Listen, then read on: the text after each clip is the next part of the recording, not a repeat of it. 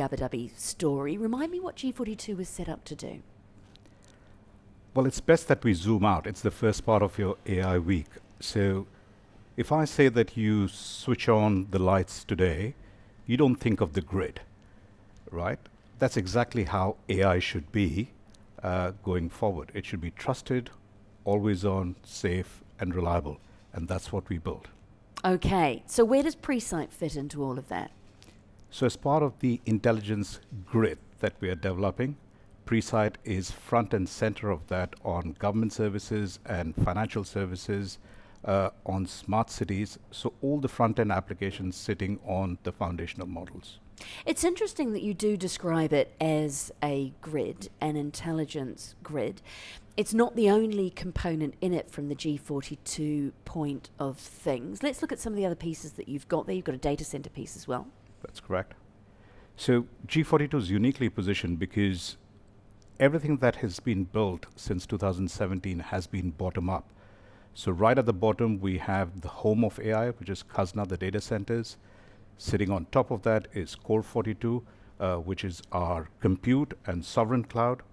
Sitting on top of that is the cybersecurity piece in CPX that we recently acquired. That becomes kind of the foundational layer, on which is the AI factory, which is done by Inception. On top of that are all the industry applications. They are the deep specialists. So be it M42 on health, Space 42 on space and satellite comms, AIQ on energy, so on and so forth. So we are perhaps one of the only companies in the world that has the entire spectrum built bottom up, which is available to our clients. Do customers need to think about that, though, if they're engaging with Presight, for example? How much are they going into those other areas, or are the other areas coming to them? So the customer comes to us with a problem set, which we then try and solve for them.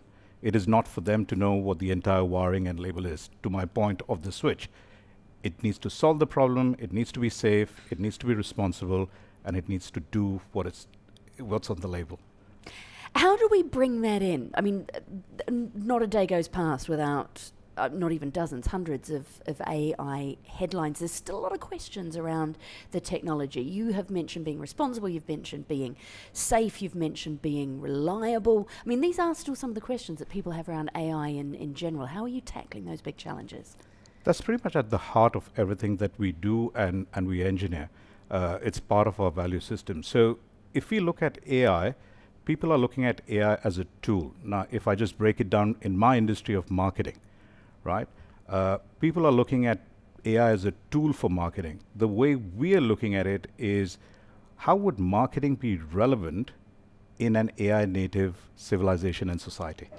It kind of reframes everything. And once you start reframing that, everything starts making sense. So if you look at how AI is not going to just replace things or do things better, but it allows us to reimagine what workflows are going to be, how governments are going to run, how societies are going to operate, then it allows us to take it to that next level as a tool. So if electricity helped us power progress, AI in the 21st century will help us progress intelligence.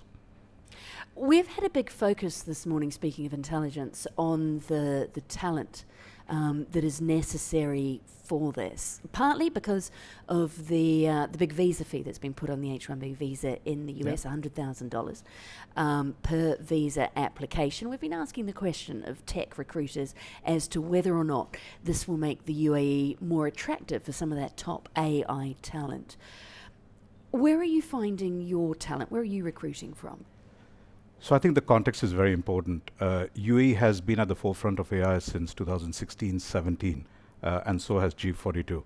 We currently have over 80 nationalities from all around the world coming here to do research, to do applied research, fundamental, and engineers and applicators. So we've been attracting the best of global talent for years to come. In the current context, what is important to understand is UAE and US have a strategic partnership on all things AI. G42 is a strategic partner to the global best out of the US, from Microsoft, OpenAI, and so forth. And as things develop, we will continue to support on whatever is required with this talent shift that might happen. But we'll stay mission critical to support our partners in the US. How much competition is there for that top talent? And what is Abu Dhabi, what is G42 doing to attract it? What do those at the top of their game want in their next move?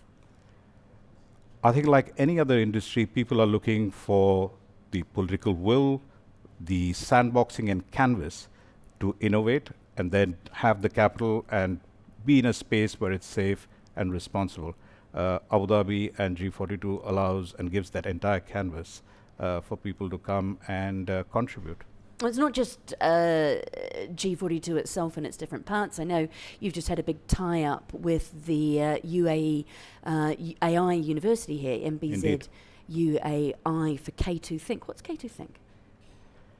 K2 Think is something that was born out of Abu Dhabi and UAE for the rest of the world. It focuses on reasoning. It's one of the fastest and most competent reasoning language model.